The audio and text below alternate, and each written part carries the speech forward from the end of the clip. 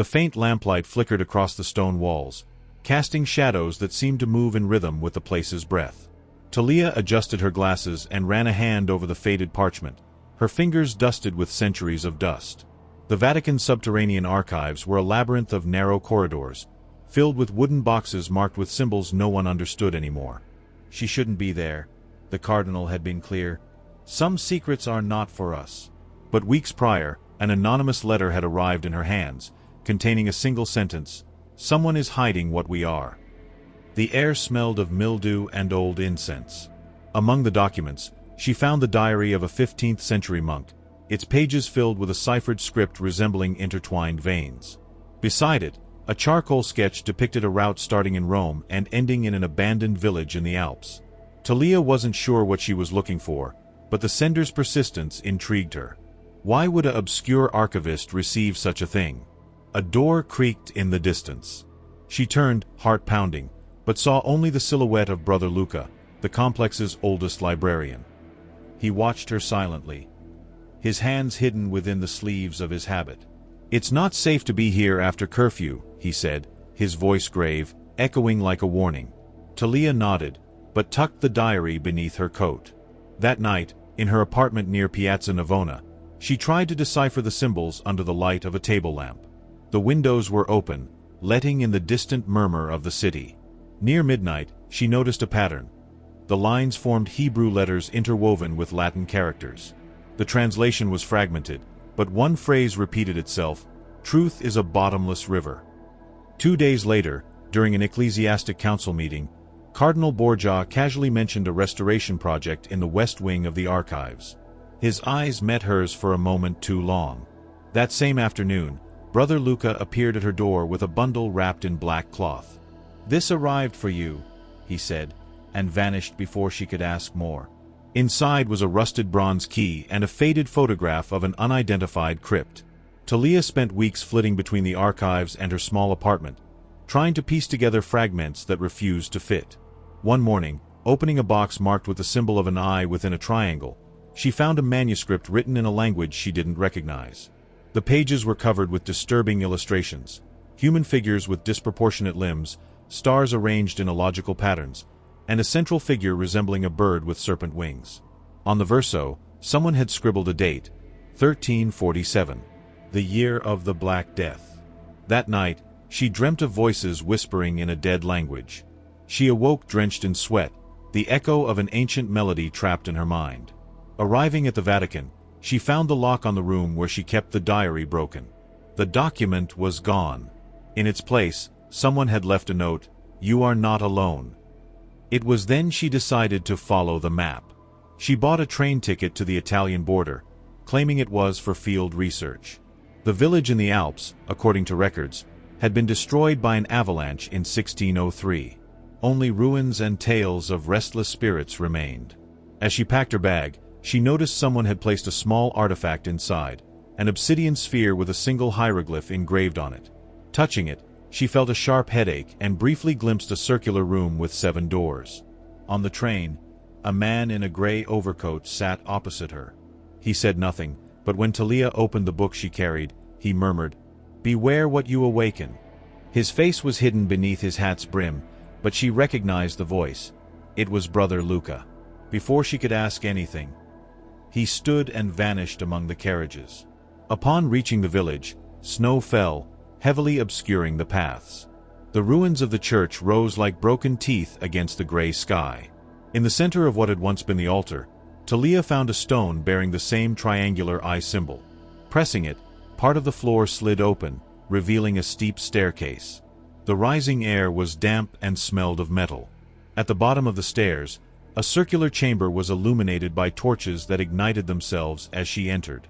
On the walls, hundreds of metal plates displayed the same symbols as the manuscripts.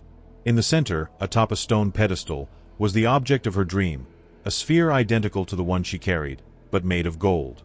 Touching it, the walls began to rotate, projecting shadows that recounted a moving story. Hooded figures sacrificing animals beneath unknown constellations, a city swallowed by a sandstorm, and a solitary figure holding an open book as the world around it burned. Talia lost track of time, mesmerized by the images. When she finally emerged, the snow had stopped, and the sky was clear, revealing stars that corresponded to no known map. Back in Rome, she learned that Brother Luca had been transferred to a monastery in southern Italy, leaving no contact. Cardinal Borgia no longer answered her calls. That night, opening her front door, she found the stolen diary on the kitchen table. Among its pages, a new edition, a drawing of the golden sphere and a note written in her own handwriting, though she couldn't recall writing it. "They are closer than you imagine." The obsidian sphere pulsed within her bag as Talia walked through the streets of Rome, her footsteps echoing in sync with the church clock, striking 3 in the morning. She stopped in front of a closed cafe, its dirty windows reflecting her pale face. The handwritten note wasn't the only anomaly since the village. Objects in her home appeared rearranged, and a smell of damp earth permeated her sheets every morning. Matteo, a linguist specializing in extinct dialects, was the only person who listened to her story without laughing. They met on an empty park bench, under a light drizzle. "These symbols on the plates aren't just a language," he said, his eyes fixed on the notebook she brought. "They are instructions. Like a manual for something that shouldn't exist." Before parting, he gave her a piece of paper with an address in Florence. The Orsini Library, Forbidden Section. That night, Talia returned to the Vatican, but the West Wing was blocked by scaffolding and red restoration tape. A new security guard with a photoless badge watched her from afar as she pretended to examine a painting on the opposite wall. As she left, an envelope fell from her coat. Inside, a recent photograph of her sleeping in her bed, dated 2 days prior.